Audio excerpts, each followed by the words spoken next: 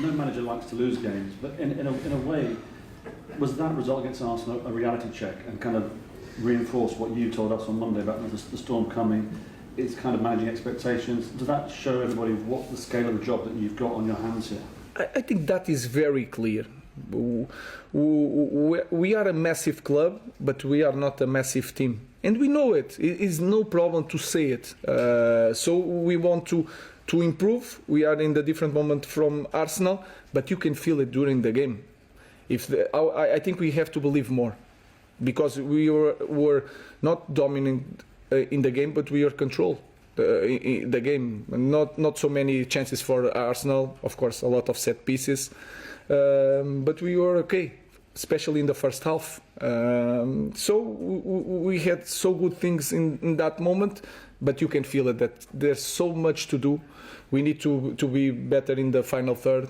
We have to create more danger. They have to feel it, and I felt that Arsenal have problems to block our build-up. But then when they were defending, the goal was quite comfortable for them. So we are learning these things and trying to improve in 2 days.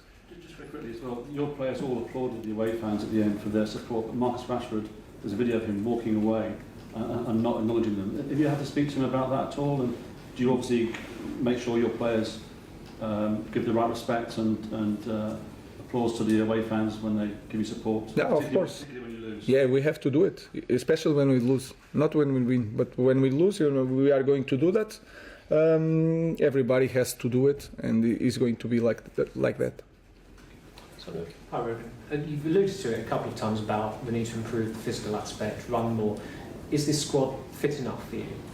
Yeah, the problem to be fit enough if they can cope with that. If they are used to do that in training, they will do that in games. So they are professional athletes. They can improve this. You cannot be faster, but you can run more with training. So we are in that path. We have to improve in training, then we improve in game. They will be able to do it, because every coach has a different way of pressing. Sometimes they use more a low block. Then are some coaches that want to press higher, and that changes the load of the players during the game. So they are able to do it if they do in every single game and every single training.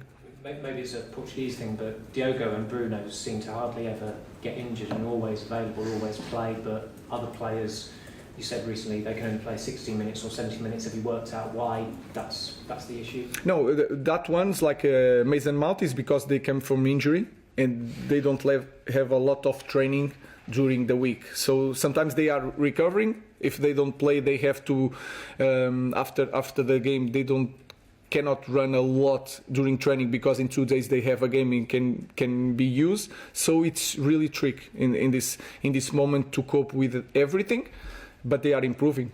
So like I said, they will cope with the game. They are professional athletes and they will improve in that aspect. And then you have something that bonds with you. Bruno can recover really fast. Diogo Dalot, if I remember, in the past he had the same problems with injuries. So it's like they have to keep a lot of weeks or months without an injury. Then it will be like easy for them. Neil, Eric became very frustrated with Marcus Rashford, knowing the great ability he has, but it not coming out on the pitch. Can you understand that frustration? Because we saw glimpses against Everton and then against Arsenal, he just wasn't there. I prefer to focus on the whole squad. So we have a lot to improve, not just Marcus, but all the team. We can improve in every aspect of the game.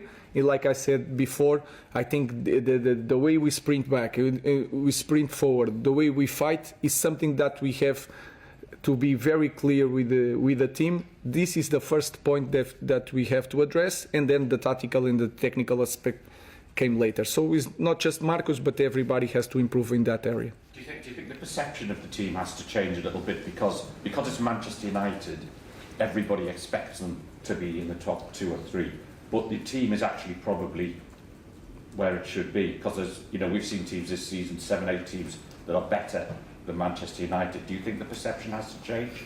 That will not change, because this club has a so bigger past or glory past that is really hard, and our players have to understand that this is a very difficult position. So we are not the best teams in this league, and that we have to say that and to think that clearly. But our past and our club is maybe the best one in the league. So we have here a problem, but we have to focus on the little things, the little details. If you think in everything, it will be a problem. Let's focus on the small details, and then we will improve as a team. James. Ruben, you said that the fans in the first moment want to see that effort, and that's the easy bit. But a lot of fans would say, well, you know, there's a new manager, it's understandable, they're going to put that effort in early, but they haven't seen it consistently, that effort from this team. Running back, it always drops again. How do you guard against this team showing effort for the first few months, but then going back to their old habits? Let's arrive there, and then we can have this discussion. I just want to talk about what I see. What I see, they are making an effort. There's a lot of room to improve.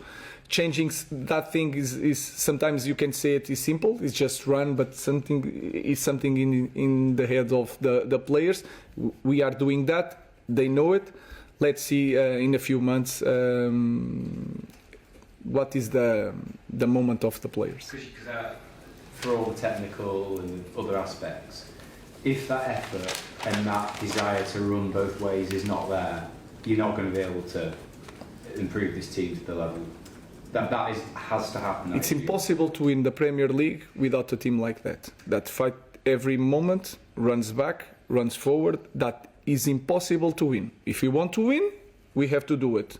So even with the best starting 11 in the planet, without running, they will not win nothing. So that is very clear. If you want to win the Premier League, we have to run like mad dogs.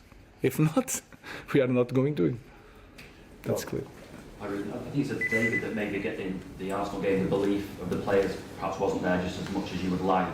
If it's a technical improvement, you can do that on the training pitch, but if it's belief, that's up there in your head, I suppose. How do you solve that? How do you get the players to believe more that they can go and win that type of game? They have to have also more information, what to do in the final third.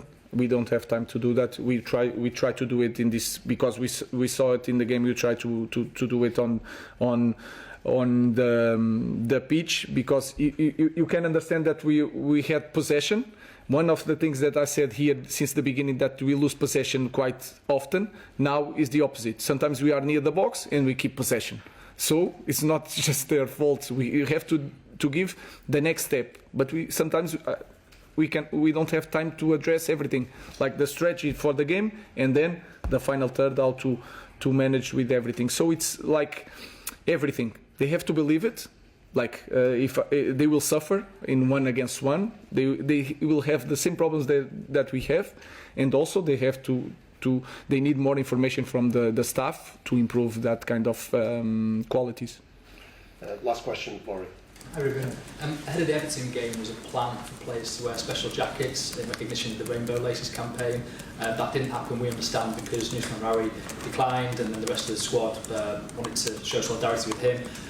That left the Rainbow Devils, the AIDS LGBTQ plus sports group, disappointed. I just wondered, were you involved in those discussions and what do you make of what happened?